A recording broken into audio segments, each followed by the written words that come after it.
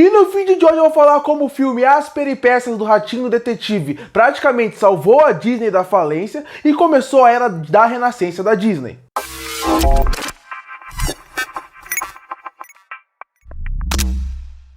E existem muitos filmes na Disney que o público, de modo geral, consideram injustiçados. Injustiçados porque são filmes que fizeram parte da infância de muita gente, mas mesmo assim a Disney parece fingir que eles não existem. Parece fingir que eles não existem porque você vê praticamente nenhuma propaganda sobre eles. Quando você vê imagens do parque da Disney, você não vê nada sobre eles. E até na parte de marketing, questão de venda de bonecos, produtos oficiais, você também não vê nada sobre esse produto. E por isso que você fala que eu falo que a Disney praticamente deixou esses filmes que são animações clássicas de lado, porque você não encontra nada sobre eles. E um desses filmes que eu considero injustiçado, e um dia eu vou trazer uma lista aqui pra mim do top 5 filmes mais injustiçados da Disney, filmes que eu acho bom, mas que a Disney praticamente ignora a existência, seria As Peripécias do Ratinho Detetive. E esse filme, ele é muito importante para a história da Disney como um todo, porque ele foi fundamental para fazer com que a Disney não entrasse em falência no momento que eles estavam vivendo, e também foi muito importante para moldar o que seria a era da renascença da Disney. E eu quero contar a história desse filme aqui hoje, não a história do filme, mas contar como que ele salvou a Disney da falência e também como ele moldou a era da renascença da Disney. Antes de eu começar a contar a história, só queria deixar como recomendação 2 documentários que estão disponíveis no Disney Plus e que são muito interessantes para você entender um pouco mais sobre a história da Disney, a história dos bastidores da Disney. O primeiro seria um focado mais nos animadores, onde ele conta todo o período da animação da Disney e ele foca bastante na parte da renascença e também nesse período mais sombrio da Disney, e ele chama Acordando a Bela Adormecida. E o outro filme, ele é focado mais na parte da trilha sonora, mais focado na era da renascença da Disney e contando a história do principal nome por trás das músicas que se tornaram clássicos da Disney, chamado Howard, Sons de um Gênio, focado no Howard Ernest, que é um cara que foi muito importante na parte de criar a trilha sonora de animações tão clássicas da Disney. Para mim, esses 2 documentários que tem no Disney Plus é fácil de encontrar, não são longos, descrevem bem várias coisas que eu vou falar aqui e você vai entender um pouco mais como funcionou os principais períodos da Disney. Deixando isso claro, vamos entrar um pouco na história para entender como que As Peripécias do Ratinho Detetive foi tão importante para a história da Disney. Mas antes da gente começar isso, a gente tem que falar um pouco como funcionam as eras da Disney para chegar até o ponto que lançou o Ratinho Detetive. Bom, para quem não sabe, a Disney divide as suas eras dos seus filmes, divide os seus filmes através de eras. E essas eras definem bem o que são esses períodos da Disney. A primeira era é considerada como a era mudo, a era do cinema mudo, a parte onde nem existiam longas metragens animadas ainda, onde seria a parte onde eles faziam pequenos curtas, realmente no cinema mudo. Depois entra a parte da pré-era de ouro, onde seria esse período onde a Disney já estava fazendo curtas metragens, onde misturavam som e filme, mas em curta-metragens. Depois começou a Era de Ouro. E na Era de Ouro é muito interessante falar sobre a Branca de Neve. A Branca de Neve e os 7 Anões, para quem não sabe, é o primeiro longa-metragem animado da história. Porque até chegar esse filme, não existiam longas-metragens. Existiam curtas animadas, como eu falei. Aqui, pela primeira vez, através de um filme, com o tamanho de um filme, uma animação misturava som e música. E com isso lançou o primeiro longa-metragem animado. E por isso que é chamado a Era de Ouro da animação. A partir daí, obviamente, não é só a Branca de Neve. A partir daí foram vindo outras animações. E depois da Era de Ouro veio a Era de Prata. Mas antes de falar da Era de Prata, vale destacar que entre esses 2 períodos aconteceu o período de guerra, um período muito difícil para a Disney, para todos os estúdios de um modo geral, mas para a Disney foi até um pouco mais, porque as pessoas quando estão em período de guerra não estão acostumadas a querer gastar o seu tempo no cinema, consumindo produtos desse estilo, então dessa forma, os orçamentos que a Disney iam recebendo através do seu filme eram muito menor, tanto que foi esse período que a Disney focou em lançar outro tipo de animação. Foi nesse período da guerra que lançaram filmes como Você Já Foi à Bahia, Alô Companheiros, esse tipo de filme foi os filmes que a Disney lançou nesse período. Depois que acabou a guerra, a Disney voltou e lançou a Era de Prata. Era muito importante também para a Disney, uma era onde as pessoas estavam voltando a querer conhecer um pouco mais sobre a animação, até a alegria nos seus dias depois da guerra, e a Disney foi muito importante nesse período para poder reconstruir essa ligação do povo com a sua infância, com a alegria, com a ideia de viver, e a partir daí daí a Era de Prata também foi muito importante para Disney.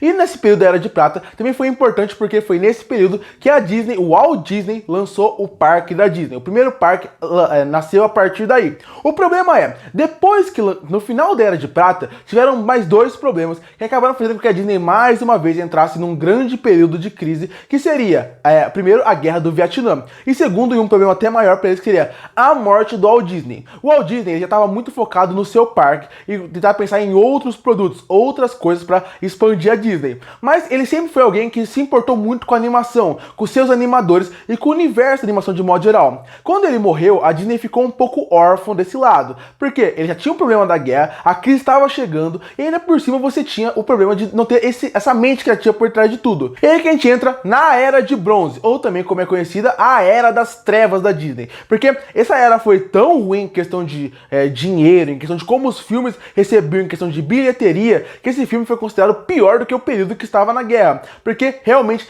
as pessoas não estavam querendo consumir os filmes da Disney. Porque com a guerra, obviamente, tudo acaba ficando pior para todo mundo. Mais uma vez, eles sofreram a mesma coisa que eles sofreram na época que teve aquela primeira guerra. O problema nesse caso seria que sem o Walt Disney por trás, parecia que a Disney estava um pouco perdido aonde ele queria ir. E através disso, eles lançaram algumas animações e nenhuma parecia estar fazendo sucesso. Nem sucesso de crítica e nem sucesso em questão de bilheteria. Nenhum dos dois estavam conversando. Parecia para muitos que aquela magia que era de prata tinha retornado para a Disney, tinha se perdido. Alguns filmes que lançaram nessa época, na verdade, os filmes que lançaram nessa época foram alguns que muita gente conhece e gosta muito. Como, por exemplo, Robin Hood, Os Aristogatas, Bernardo e Bianca, O Cão e a Raposa. Esses são 4 filmes que lançaram nesse período, que é até estranho para quem é mais da nossa geração, da minha pelo menos, ouvir que esses filmes são um fracasso em questão de bilheteria e crítica. Eu adoro, por exemplo, os 4. Eu acho O Cão e a Raposa, por exemplo, um filmaço da Disney. Além do adoro Bernardo e Bianca, gosto muito do Robin Hood, eu gosto muito desses filmes, apesar que pra época eles não estavam funcionando.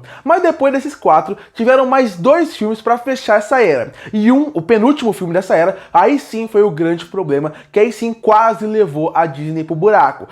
Quase fez ela falir e fechar o seu estúdio. Esse filme era O Caldeirão Mágico. Para quem não sabe, O Caldeirão Mágico ele é baseado numa saga de livros chamado As Crônicas de Prydan. E na verdade, esse filme ele já estava em desenvolvimento desde a época que o Walt Disney estava vivo. Ele comprou os direitos do livro, ele achou que seria uma boa ideia contar a história desses livros, dessa saga de livros, em questão de animação. O filme custou um orçamento muito caro. Ele custou, na verdade, um total de 44 milhões de dólares. E ele teve praticamente um orçamento, ele conseguiu pegar de dinheiro 21 milhões de dólares. Para você que não sabe, para um filme poder começar a dar considerado lucro, ele teria que fazer o dobro do seu orçamento. Então, se o filme custou 44 milhões de dólares, para ele começar a lucrar, ele teria que fazer, por exemplo, quase 90 milhões de dólares para começar a lucrar. Então, esses 21 milhões, não é que faltou metade para começar a lucrar. Isso é muito prejuízo para o estúdio. Foi tão prejuízo que, como eu falei, quase faliu a Disney. Quase faliu a Disney de uma forma onde eles sabiam que se o próximo projeto não desse certo, eles teriam que fechar o estúdio. Tanto que você pode reparar que O Caldeirão Mágico, de todos que eu falei,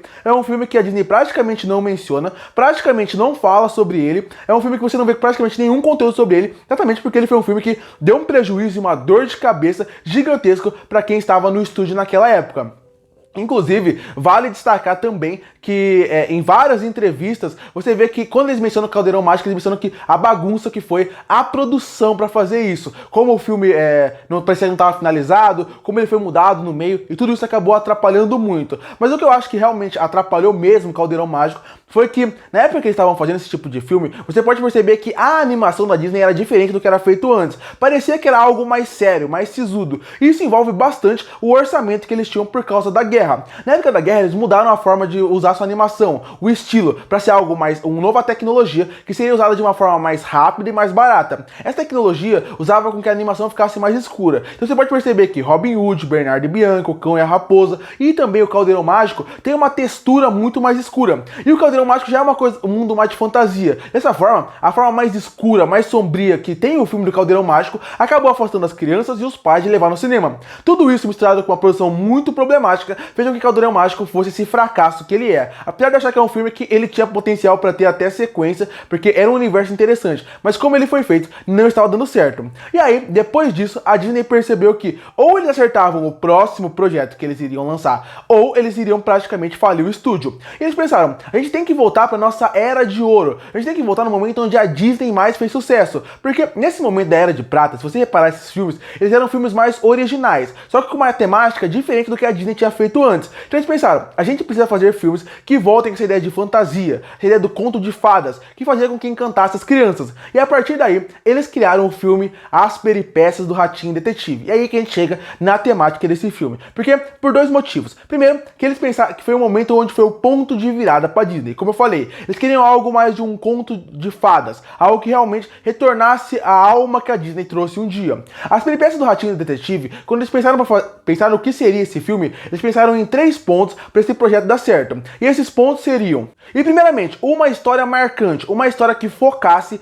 em realmente prender um público de uma forma onde cativasse eles. O segundo ponto seria inovação tecnológica, algo que sempre teve na Disney, que essa inovação tecnológica sempre colocava as animações dele à frente do seu tempo, e aqui o Ratinho Detetive tinha que ter. E a última coisa que não podia faltar é uma trilha sonora marcante. A partir daí, depois que eles colocaram esses 3 pontos que o Ratinho Detetive tinha que ter para o filme funcionar, eles foram atrás realmente de contar essa história. Para quem não sabe, o Ratinho Detetive não é uma história original da Disney. Assim como a maioria dos filmes da Disney, ele é baseado numa sequência de livros que se chamava Best of Baker Street. Baker Street exatamente para fazer essa referência, porque o Ratinho Detetive é uma referência clara ao Sherlock Holmes e Baker Street é a rua do Sherlock Holmes. Até o filme, para quem não sabe, ele ia chamar Best da Rua Baker. Esse ia ser o nome do filme, mas os produtores acharam que esse nome era muito ruim e não ia cativar. E por isso que mudaram o nome para As Peripécias do Ratinho Detetive, que era um nome mais marcante, mais forte e que realmente chamaria as crianças. Daria essa ideia de aventura que as pessoas poderiam ir atrás. E aí o filme saiu, usando todos esses recursos, usando praticamente uma história mais inventiva, uma história mais de aventura, uma história que cativasse as crianças, ao mesmo tempo que tem uma trilha sonora muito forte, muito marcante, e também tem inovações tecnológicas, principalmente em algumas cenas que ele usa o 3D. O filme, logo depois que ele saiu, ele foi um sucesso que a Disney precisava. Ele foi um sucesso porque ele tinha exatamente como característica realmente chamar as crianças, e aí ele teve uma boa bilheteria, uma boa crítica, e a Disney percebeu, a partir daqui a gente tem que fazer filmes parecidos com esse. Então foi por isso que o filme salvou a Disney em questão da parte de falir. O filme só não foi mais sucesso de bilheteria por causa de um diretor chamado Steven Spielberg. Na época, o Steven Spielberg era um grande apaixonado pela animação. E aí, através disso, no mesmo ano que lançou As Peripécias do Ratinho Detetive, o Spielberg lançou o seu filme, que chamava Um Sonho Americano. Filme que fez muito sucesso. Tanto sucesso que fez com que As Peripécias do Ratinho Detetive ganhasse menos dinheiro do que eles. Então, até por isso eu acredito que As Peripécias do Ratinho Detetive fica um pouco esquecido nessa história, porque no mesmo ano é um filme que fez mais sucesso. Então foi através daí que o Ratinho Detetive já chegou na primeira parte da história, que seria ele salvou a Disney da falência. Mas aí você deve estar pensando, o que isso tem a ver com o renascimento da Disney? Bom, porque com o Ratinho Detetive meio que salvando a parte da Disney e não fechar a parte da animação, que era algo que eles estavam pensando, fechar a área da animação, eles resolveram que chegou a hora de começar uma nova era. E a partir daí começou a era do renascimento da Disney. A era que para muitos consideram a era mais importante, que tem melhores filmes. Eu acho que isso é muito discutível. Eu adoro essa era, eu também acho que tem melhores filmes, mas eu entendo quem prefere outras. O lance é, qual foi o primeiro filme da era do renascimento da Disney? Esse filme foi A Pequena Sereia, lançado em 1989, poucos anos depois de ser lançado As Peripécias do Ratinho Detetive. E aí, como que eles começaram e usaram toda a era da Renascença a partir da Pequena Sereia? Essa ideia de ser um conto de fadas, de realmente contar com uma inovação tecnológica e a partir daí também usar uma trilha sonora marcante. Esses 3 componentes que foi testado em Um Ratinho Detetive foi usado para construir toda a Era de Ouro. E a partir daí lançaram filmes como O Rei Leão, A Bela e a Fera, Pocahontas, Aladdin, Hércules, Tarzan, o Corcunda de Notre Dame, Mulan. Essa é a era da renascença da Disney. Essa era de ouro, um filme, um acerto atrás do outro, e alguns filmes que são os melhores, na minha opinião, da Disney como um todo. Mas aí é que entra o ponto de que as pessoas não colocam a renascença da Disney. Eles colocam que a Era de Prata termina no Ratinho Detetive e começa na Pequena Sereia. Mas ele foi muito importante para construir essa base para a Era da Renascença, mas não dão esse reconhecimento. E é isso que eu queria contar. Por isso que a história que o Ratinho Detetive praticamente salvou a Disney da falência através da sua bilheteria, do filme que deu certo, não fechando o estúdio de animação, e por isso que ele é muito importante para a Era da Renascença, apesar de não considerarem o filme, porque ele é um filme que a base que criaram para poder contar sua história foi a base toda para criar a Era da Renascença. Curte para fortalecer o canal, se inscreve para não perder os próximos vídeos. E aí, o que você acha do filme As Peripécias do Ratinho Detetive? Você gosta? Você não gosta? Você acha que esse filme deveria ser mais reconhecido? Comenta aqui embaixo. Eu volto no próximo vídeo.